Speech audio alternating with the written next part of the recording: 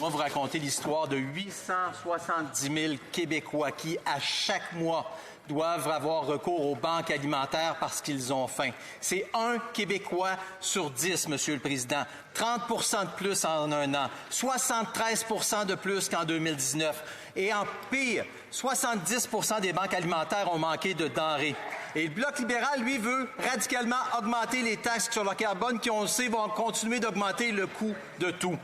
Quand le premier ministre va-t-il annuler la deuxième taxe carbone de 20 cents le litre qu'il a imposée sur le dos des Québécois? L'honorable ministre. Monsieur le Président, j'aimerais remercier mon collègue pour sa question. Et c'est clair, Monsieur le Président, nous sommes au feu de l'action pour stabiliser le prix de l'épicerie pour les Canadiens à travers le pays. On a l'allocation canadienne aux enfants qui continue à mettre l'argent dans les poches des Canadiens et des Québécois chaque année. Monsieur le Président, la taxe sur le carbone ne s'applique pas au Québec. Le député le sait très bien. Monsieur le Président, nous sommes ici pour appuyer les Québécois, les Canadiens, et on va continuer à faire ce travail. L'honorable député de Mégantic-l'Érable.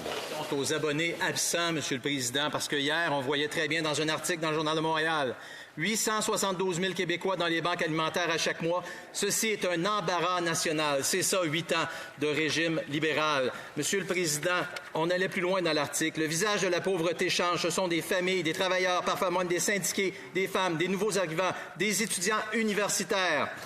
Est-ce que dans sa panique et sa chute vertigineuse dans les sondages hier, le premier ministre a oublié le Québec? Va-t-il, oui ou non, annuler la deuxième taxe carbone qu'il a imposée sur le dos de tous les Québécois? L'honorable ministre. Mr. Speaker, Monsieur le Président, encore une fois, de notre côté de la Chambre, nous comprenons qu'il y a beaucoup de familles canadiennes qui sont en difficulté.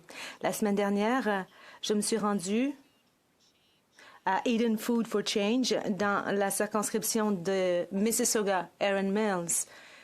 Et cette organisation aide à nourrir des Canadiens tous les jours grâce au fonds pour les services communautaires. Nous avons investi 3 millions de dollars pour s'attaquer à ces problèmes. L'honorable député de